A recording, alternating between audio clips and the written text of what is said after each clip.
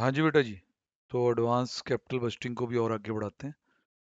आ जाओ भाई, देखो क्या चल रहा था। लास्ट टाइम मैंने ये कहा था कि भाई अब आपने टेक्निक्स वैसे थ्योरी थ्योरी तो काफ़ी सुन ली, थोड़े बैक क्वेश्चन देख लो जो अब हो सकते हैं।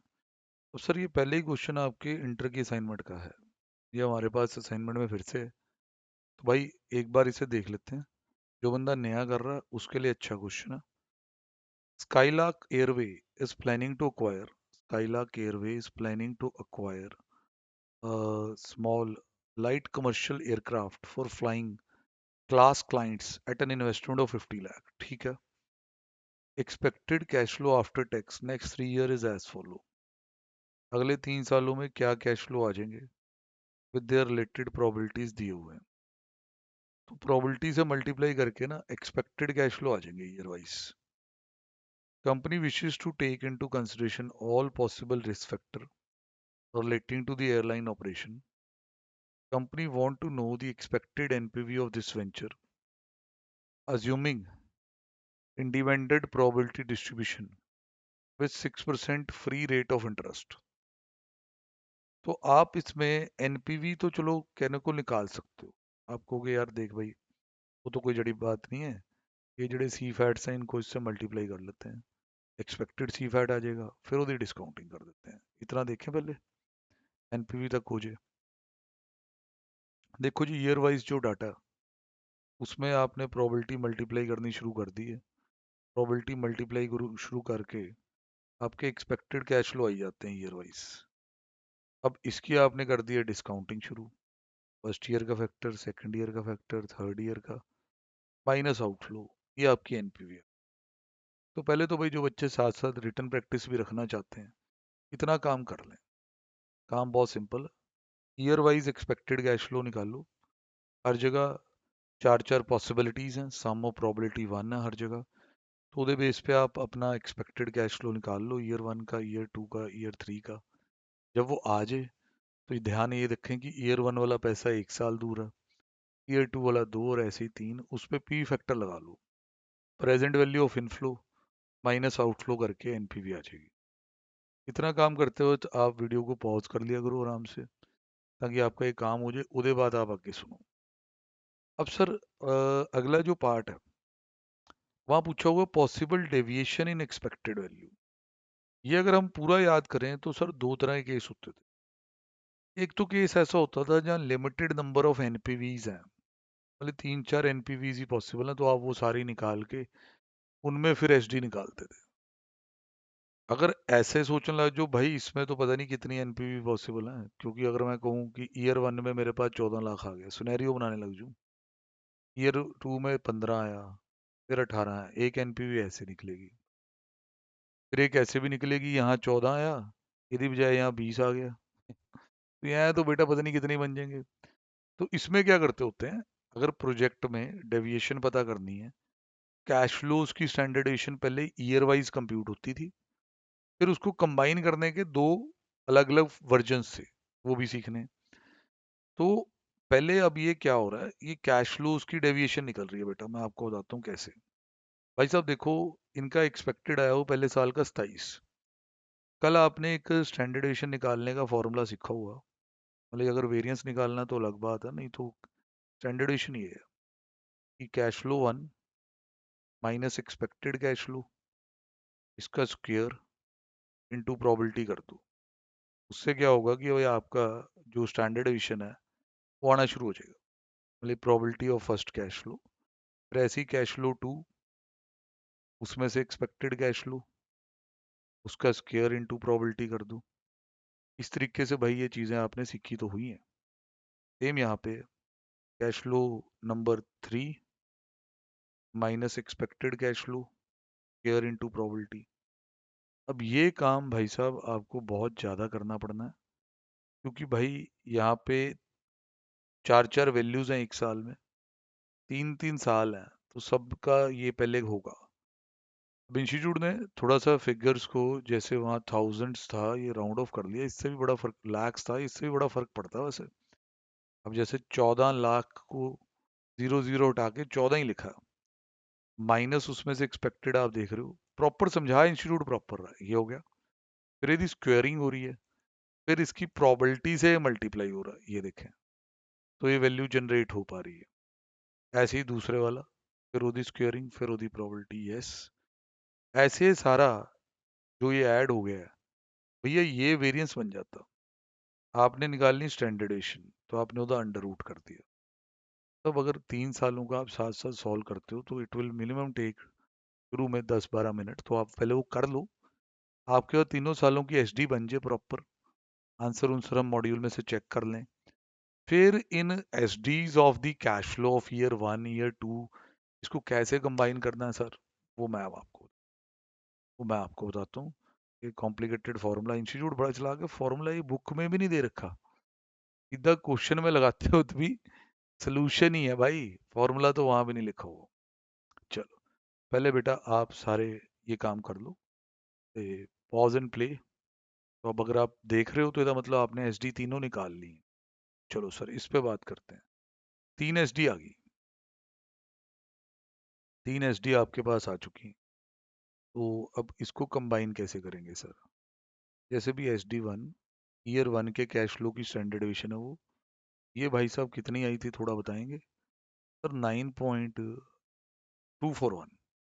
एक बार यहाँ लिखना चाहता हूँ कि हम किस चीज़ को कंबाइन कर रहे हो, हमें पता तो हो।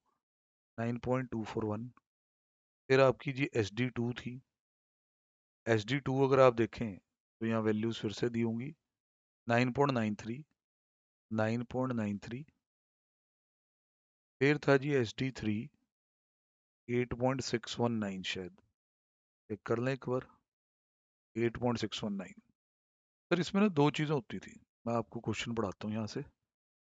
एक तो ये होता है कि कैश फ्लो इंडिपेंडेंट है, मतलब अनकोरिलेटेड है, मतलब ईयर 1 परफॉर्मेंस से ईयर 2 परफॉर्मेंस डिसाइड नहीं होती।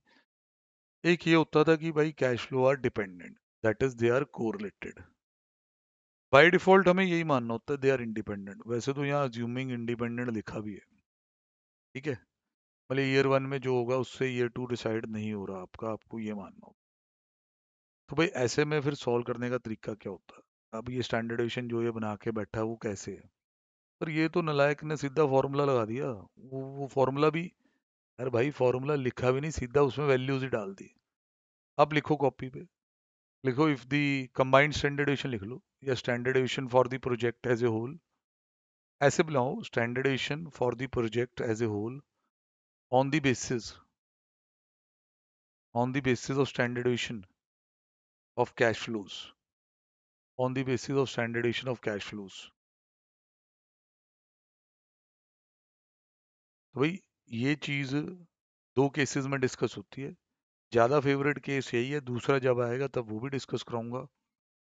लिखो, if the cash flows are independent, if the cash flows are independent slash uncorrelated, if the cash flows are independent slash uncorrelated। अरे बड़ा कॉम्प्लेक्स फॉर्मूला होता था, मैं कहा यही लिखते हैं, समझना भी आसान हो जाएगा बच्चे के लिए। ये ऐसे होता था, जैसे एस डी 1 पहले साल की एस डी उदा स्क्वेयर, नीचे 1 प्लस आर, यहाँ होता था n×2, मतलब ईयर 2। फिर एस डी 2 मतलब सेकेंड ईयर की एस डी का स्क्वेयर, यहाँ होता था 1 प्लस आर, ये डिस्काउंट फैक्टर है बेटा आर, या फिर n×2। पर वहां जाते जाते n ईयर 2 में 2 हो जाता। अब इंस्टीट्यूट भाई साहब कैसे इसे एग्जीक्यूट कर रहे हैं वो देखें। जैसे 3 है भाई, वहां आप समझ गए होगी एस डी 3 का स्क्वेयर n×3 हो जाएगा सर, n×2 हो जाएगा, मतलब कि n वहाँ 3 हो जाएगा, ये कहना था। अगर इसे हम खुद लगाते हैं तो हम ये देखेंगे जी, ये रहा जी एस डी 1, ये तो स्क्वेयर चाहिए, तो स्क्वेयर वेरिएंस पड़ा तो था, ये 85.4 आ जाएगा, ये देखो। अब नीचे 6% डिस्काउंट फैक्टर है, मैं आपको चेक कराता हूँ। 6% आपका डिस्काउंट फैक्टर है भाई, क्वेश्चन में दिया होगा भाई 6%, भाई भाई भाई भाई भाई, ये रहा 6%। तो इसको जब आप यहाँ यूज करोगे तो 1.06 तो अंदर बनेगा ही हर बार। अभी n फर्स्ट ईयर है तो रेस टू पावर 2 बन जाएगा। फिर एस डी 2 का स्केयर, वो ये चीज आ जाएगी। अब n, n यहाँ पे टू है और इंटू टू होना है, तो रेस टू पावर कितना बन जाएगा 4। फिर भी अगली बार जब आप कहोगे तो एस डी थ्री का स्क्वायर ये आ जाएगा 74.29। यहाँ एन, यहाँ पे एन तीसरा साल हो जाएगा, तो 3 × 2 ये कितना बन जाएगा 6। ये कहानी। सर इंटर में आप बड़े चालाक थे, मैं बताऊं आपके पास इधर करने का एक और तरीका भी होता था। बच्चे कहते थे कि ये सारा करने के बजाय स्टैंडर्ड डिवीजन की प्रेजेंट वैल्यू निकाल के फिर स्क्वायर कर दो तो भी सेम वैल्यू आ जाती है। चलो एक मैं करके देता हूँ आपको। 85.4 डिवाइड बाई 1.06 दो बार है, रख लेते हैं क्या आता है। सर ये पर दोबारा करना पड़ना, 85.4 डिवाइड बाई 1.06 एक दो। सर ये तकरीबन ये वाला एरिया 76 आया, 76.00। बच्चों ने इंटर लेवल पे एक कहानी बनाई हुई थी, वो ये थी कि ये जो एच डी है, एच डी रहने दो इसे, इसकी प्रेजेंट वैल्यू निकाल के फिर स्क्वायर कर दो सेम आ जाएगा। चलो करते हैं। 9.21 डिवाइड बाई 1.06 मल्टीप्लाई, लो सर सेम आ गया 76.00। तो भाई ये हमारे वहाँ टेक्निक चलती होती थी जो आपको याद हो। फॉर्मूला ऐसे थोड़ा डरावना सा लगता है, वो कुछ भी नहीं है यार। एस डी की प्रेजेंट वैल्यू का स्क्वायर कर दो तो भी सेम है। मतलब अगर इसको ऐसे लिख दो ना जैसे लिखा हो तो ठीक लिखा ही हुआ, पर अगर कोई इसे ऐसे लिख गया S D one upon one plus R raise to power one पूरे का स्क्वायर, अंडर रूट ऊपर तो आना ही आना है। ऐसे ही फिर S D two one plus R raise to power two पूरे का स्क्वायर, वो एक ही बात है। तो थोड़ा सा फॉर्मूला हार्ड है, ध्यान रखना कि भाई ये आना चाहिए, नहीं तो दिक्कत इसमें हो सकती है। फिर भाई आपका जो अगला पार्ट है इसी क्वेश्चन में वो क्या कहता है। स्टैंडर्ड डिवीजन तो चलो कैलकुलेशन की मार आ जाएगी। आगे पूछा जाता है कि how would the standard division of present value distribution help in capital budgeting decision. बोले इतने मेहनत से जो ये आप सॉल्व कर रहे हो ये आपको कैपिटल बजटिंग डिसीजन में कैसे हेल्प करेगा। सर रिस्क एनालिसिस हो जाएगा इससे, और क्या होगा। पढ़ो। Standard division is a statistical measure of dispersion, पता है आपको अच्छे से। It measures the deviation from central number that is mean in contest of capital budgeting decision. खास तौर पे कहते हैं जब हम दो या उससे ज्यादा प्रोजेक्ट कर रहे होते हैं जिनमें सिमिलर कैश फ्लो होती है, somewhat similar cash flow, by calculating the SD in such cases we can measure in each case the extent of variation। कहता है ऐसे में तो ये बहुत हेल्पफुल है। जैसे कैश फ्लो तकरीबन सेम है, एक्सपेक्टेड कैश फ्लो मतलब एनपीवी सेम है, पर वैसे कैश फ्लो उसके पैटर्न में वेरिएबिलिटी है, तो ऐसे में एसडी निकाल के आप वेरिएशन निकाल सकते हैं। It can then be use to identify which of project is least risky in terms of variability. कहता है जी वहां से हमें पता चल जाए कौन सा प्रोजेक्ट कम रिस्की है। Project which has a lower coefficient of variation will be preferred if the sizes are heterogeneous। कल इसकी भी बात हुई थी। अगर तो स्टैंडर्ड डिवीजन तब तक सही मैयर है जब तक मीन वैल्यू भी सेम है दोनों में। अगर दोनों जगह 5,000 एक्सपेक्टेड है, 5,000 एक्सपेक्टेड है, और एस डी यहाँ 2300 है वहाँ 1300 है, तो मैं कह दूंगा यहाँ ज़्यादा रिस्क है। पर अगर मीन वैल्यू का फर्क हो तो सीवी यूज कर लो। तो भाई बिसाइड दिस कहता है अगर हम प्रोबेबिलिटी डिस्ट्रीब्यूशन को आगे नॉर्मल मान ले, इससे भाई प्रोबेबिलिटी भी निकाली जा सकती है कि एनपीवी इससे ज़्यादा होगी कम होगी। बेल शेप कर्व की बातें कर रहा बेटा, वो भी जो इन्होंने रख दिया तो वो भी करा देंगे भाई, कोई बात नहीं। पहले तो इस पे प्रैक्टिस करो थोड़ा, जो आप में से लेटेस्ट इंटर वाले हैं उन्हें तो याद आ गया होगा कि इस तरह क्वेश्चन वहां भी किए हुए हैं। अभी इंडिपेंडेंट कैश फ्लो का किया है, ठीक है ध्यान से। अगला सवाल देखें जी। साइबर कंपनी इज इवेल्युएटिंग या considering two mutually exclusive project. Investment outlay of both the project is 5 lakh. Each is expected to have a life of 5 years।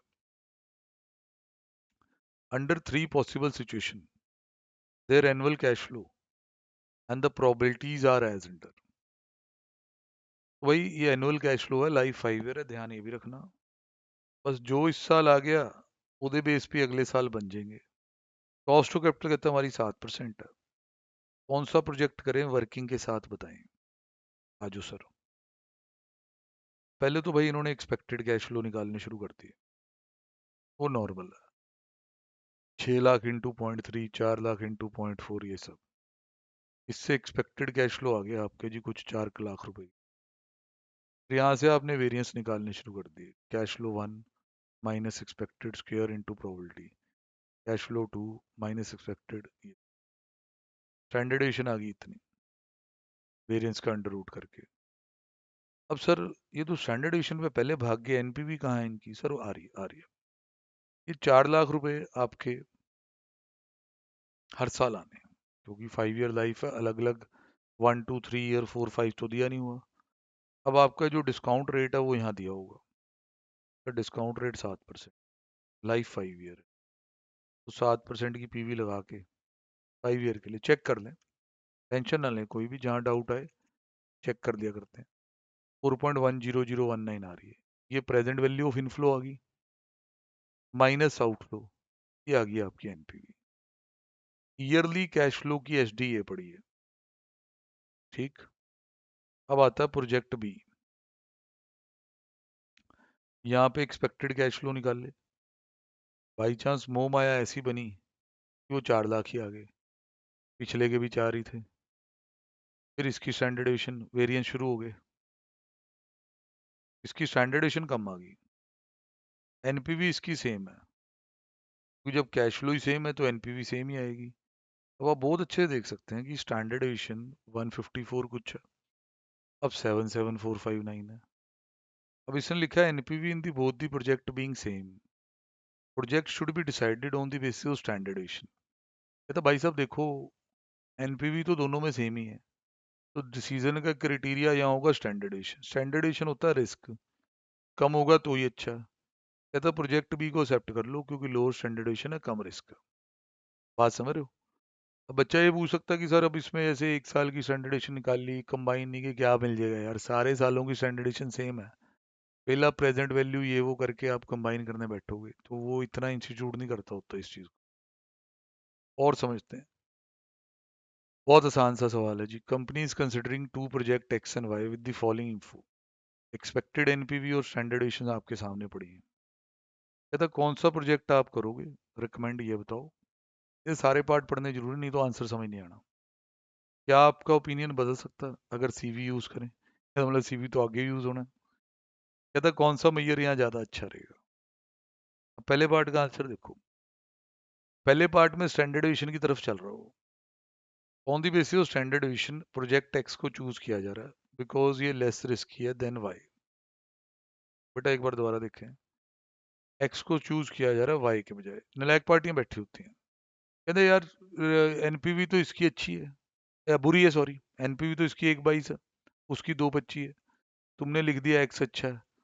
ओ भैया, साथ में स्टैंडर्डेशन भी ज़्यादा है वाई की। आपको पोर्टफोलियो मैनेजमेंट से पता है, हमेशा बताया रिस्क वर्स की अजम्पशन है भाई, रिस्क ज़्यादा लेके रिटर्न ज़्यादा अच्छी आएगी उसे एक्सेप्ट कर लें। ओ भैया ये नहीं होता, ये यहाँ नहीं होता पढ़ाई में। तो उसने ये तो कहना ही नहीं कि भाई वहाँ रिस्क ज़्यादा है तो वो ले लेते हैं, उसमें एनपीवी भी अच्छी आ जाएगी।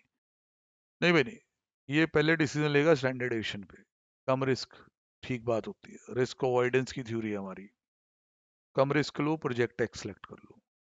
फिर आपको अंदर से पता है कि ये सही नहीं है, क्योंकि यार देखो इसकी एक्सपेक्टेड वैल्यू खाली 1,22,000 है, उसमें 90,000 की वेरिएशन है, दूसरे की एक्सपेक्टेड इससे काफ़ी ज़्यादा है और उसमें वेरिएशन तो इतनी ज़्यादा नहीं है। तो यहाँ ज़्यादा अप्रोप्रिएट मेजर कौन है? सीवी। तो भाई सीवी यहाँ आना चाहिए। अब हो गया जी स्टैंडर्ड एशन अपॉन मीन, तो ये 0.738, ये 0.553, तो on the basis of CV, CV जहाँ कम होगा वो अच्छा।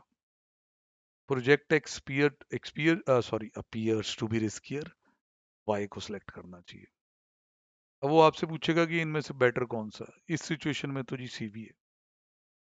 और the NPV method in such conflicting situation is best because लो, ये कुछ और ही जा रहे हैं because the NPV method in the compatibility of objective of wealth maximization in terms of time value। वाह बेटा वाह, आ जाओ भाई, एक बार क्वेश्चन का पार्ट दोबारा पढ़ना। सर देखो आपने ऊपर एनपीवी का नाम नहीं लिया, या मैं हो सकता मैं गलत हूं, मैं दोबारा चेक कर रहा था। आपने पहले पार्ट में स्टैंडर्डेशन की रोना रोया है, अगले में आप आगे जी स्टैंडर्डेशन को छोड़ के कोफिशिएंट ऑफ वेरिएशन पे। अब कह रहे हैं नहीं भाई होना तो एनपीवी से चाहिए। ओहो अच्छा, रिस्क एनालिसिस तो छोड़ ही दो अब। यार ये सुधार लो, इसके कारण बहुत बच्चे फेल होते हैं, मैं तो तंग आ गया उन चीज़ों से। तुम यार पता नहीं कहाँ से केड़ी पसूड़ी चला देते हो। अब आप पूरे इंटर वाले आंसर ला रहे हो, कह रहे नहीं जी एनपी मेथड सही होता है ऐसे में। वहां पे रिटर्न आपकी ना वेल्थ मैक्सिमाइजेशन के ऑब्जेक्टिव के हिसाब से सही आती है, याद करो। इंटर में एनपीवी वर्सेस आईआरआर होता था और हमेशा एनपीवी को हम जिता देते थे ऐसी बातें करके। पर मैं अगेन कहूंगा, अब चलो इंस्टीट्यूट का मॉड्यूल है, ठीक है, कह नहीं सकते ज़्यादा। यार बिटवीन द टू आपको ये कहना था कि हाँ जब मीन वैल्यू डिफर करे तो सीवी ज़्यादा अच्छा होता है। चलो आज एक और चीज़ आपको पता चल गई कि हम यहाँ एनपीवी पे भी रोल बैक कर सकते हैं। देखो ना, अब ये दोनों सिचुएशन जिस तरह हुई उस हिसाब से तो कहानी कुछ और ही चलेगी। अगली क्लास से पहले जी फोर्थ क्वेश्चन को करके रखो, आसान है। कैलकुलेशन वगैरह लगा के रखो, फिर उससे अगले वाले मैं ही यहाँ साथ साथ आपको समझाई जाऊंगा। थोड़ा थोड़ा कुछ ना कुछ बीच में से निकल ही आता है। अभी डन है।